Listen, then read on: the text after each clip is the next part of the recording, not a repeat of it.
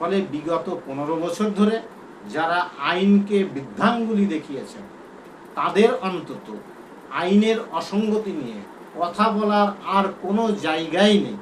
নমস্কার, elite politics চ্যানেলে আপনাদেরকে স্বাগত জানাচ্ছি। আপনাদের সঙ্গে রয়েছি আমি বিশ্বজিৎ। আজকে আপনাদের সঙ্গে আলোচনা করব রাজ্য রাজনীতির একটি গরমাগরম খবর নিয়ে। আমরা দেখলাম রাজ্যে রাজনৈতিক পালাবদল হয়েছে এবং 9 মে ভারতীয় জনতা পার্টির পক্ষে শুভেন্দু অধিকারী মুখ্যমন্ত্রী হিসাবে শপথ নিয়েছেন। আর নবগঠিত ভারতীয় জনতা পার্টি সরকারের প্রথম মন্ত্রিসভার বৈঠক অনুষ্ঠিত হয় 11 মে সোমবার। আর এই বৈঠকেই উপস্থিত ছিলেন মনোজ কুমার আগরওয়াল রাজ্যের মুখ্য সচিব হিসাবে, যিনি কিনা রাজ্যের মুখ্য নির্বাচনী আধিকারিকও বটে।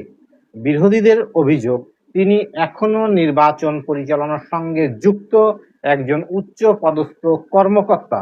তিনি কি করে দ্রুত সরকারের শীর্ষ প্রশাসনিক পদ পায়? এখানে তারা স্বার্থের সংঘাত বা কনফ্লিক্ট অফ ইন্টারেস্টের প্রশ্ন তুলছে এবং সেই সঙ্গে নির্বাচন কমিশনের নিরপেক্ষতাকেও চ্যালেঞ্জ করছে। বিরোধীরা এটিকে শেমলেস এবং বায়াসড বলেও আক্রমণ করতে ছাড়েননি। বিশেষ করে তৃণমূল কংগ্রেসের রাজ্যসভার সাংসদ সাকেত গোখেল সামাজিক মাধ্যমে প্রশ্ন তোলেন যে যিনি নির্বাচন পরিচালনা করেছেন তিনিই পরে বিজেপি সরকারের মুখ্য সচিব হলেন, এতে নিরপেক্ষতা নিয়ে সন্দেহ তৈরি হচ্ছে। তাই খুব স্বাভাবিক কারণেই প্রশ্ন উঠছে পশ্চিমবঙ্গের মুখ্য সচিব হিসাবে মনোজ কুমার আগরওয়ালের নিয়োগ আইনসম্মত কিনা। এই প্রশ্নের উত্তর জানতে হলে কয়েকটি সাংবিধানিক ও প্রশাসনিক বিষয় সম্পর্কে জেনে নেওয়া খুবই জরুরি। প্রথমত, মুখ্য সচিব পদটি সাধারণত রাজ্যের জ্যেষ্ঠতম বা সিনিয়র মোস্ট আইএএস অফিসারদের মধ্যে থেকে রাজ্য সরকার নিয়োগ করে থাকেন। এই নিয়োগ রাজ্যপালের নামে জারি হয় এবং কার্যত মুখ্যমন্ত্রীর পরামর্শ অনুযায়ী করা হয়। এখানে সরকারি বিজ্ঞপ্তি অনুযায়ী রাজ্যপাল জনস্বার্থে মনোজ কুমার আগরওয়ালকে মুখ্য সচিব হিসাবে নিয়োগ করেছেন। দ্বিতীয়ত, তিনি একজন বৈধ আইএএস কর্মকর্তা এবং পশ্চিমবঙ্গ ক্যাডারের 1990 ব্যাচের অফিসার। তাই প্রশাসনিক যোগ্যতার দিক থেকে তাকে মুখ্য সচিব করা আইনি কাঠামোর বাইরে নয়। তবে বিতর্কের জায়গা অন্য কোনো কারণে। তা হলো তিনি আগে পশ্চিমবঙ্গের নির্বাচনী আধিকারিক ছিলেন। নির্বাচন সদ্য শেষ হওয়ার পরপরই তাকে মুখ্য সচিব করা হয়েছে বলেই উঠছে প্রশ্ন উঠছে নির্বাচন কমিশনের মতো নিরপেক্ষ সাংবিধানিক দায়িত্বে থাকা একজন কর্মকর্তাকে দ্রুত রাজনৈতিক প্রশাসনিক পদে আনা নৈতিকভাবে ঠিক কিনা।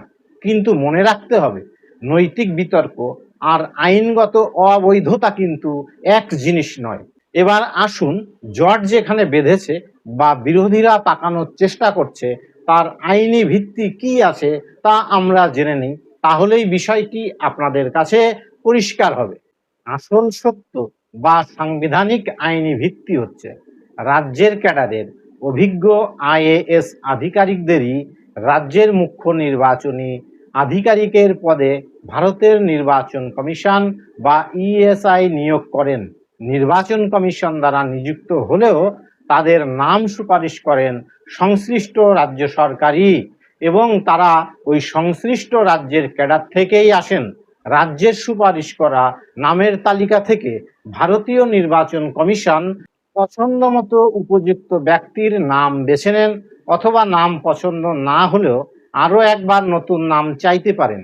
এবারও মনোজ আগরওয়ালের নাম রাজ্যের পাঠানো নামের তালিকার প্রথম লিস্টে ছিল না।